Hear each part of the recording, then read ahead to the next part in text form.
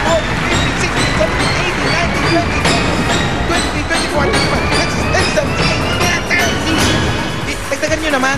Ha? 30 lang to. Ako na. Sampo. Ako. Sampo. Ilan yan? 30, 30, 31, 33, 34, 35, 36, 37, 38, 39, 40,000 pieces! 40,000 Salamat Ayan po. po. Bossing, salamat po. Maraming salamat po.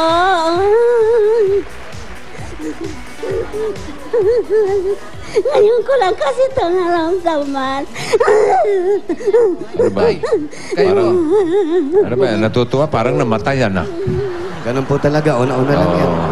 ano pong Ay, masasabi kalamay mo? mo muna yung si Allen Bebeminda, ha? Si pare. Bago tayo magtakbuhan, meron lang akong naisparaanin na... Alam mo naman, yung mga audience natin dito sa studio, nagpipila po ng ganito, tinatanong natin kung kailan ang birthday, ilan ang anak, ang trabaho, kung sakaling makakahakot ng pera, saan niya gagamitin. Katulad nitong isang to, siya ay isang kasambahay. Gagamitin daw niya ang perang mahahakot niya kung masasali siya, ibibigay daw sa nanay niya. Dahil gusto niyang makapagtayo ng maliit na sari-sari store yung kanyang nanay. Siya po ay isang kasambahay. Katulad ni Bebe Minda, tawagin ko si Jane Sorio. Jane, nasa ka? Halika rito. 21 years old si Jane, taga Sampaloc. Dalaga, isang kasambahay. Ikaw ba si Jane? Wow, kung makaaka, parang close kami. Sabay ba kayo nag-grade Hi, school? Jane. Kanino ka naman masukan?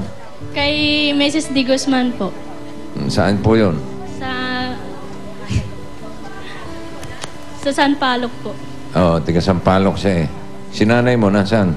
Summer po. Nasa Samar. Nagkakausap ba kayo ni nanay? Opo. Nakakapagpadala ka ba? Pamisa-misa. Ilan taon ka na dito sa Maynila? 4 years na po. 4 years na. At ikaw buhat nang pumunta ka rito, naging kasambahay ka na. Opo. Ang gusto mong mangyari, matulungan si nanay. Opo. Anong gusto mo? Magkaroon siya ng sari-sari store? Opo. O sumulat siya kay Aling Puring? Hindi. Eto, hindi na kailangan muna si Aling Puring dahil bibigyan kita ng puhunan para kay nanay, ha? Eto, tanggapin mo ang 10,000 pesos, okay? 1, 2, 3, 4, 5, 6, 7, 8, 9, 10.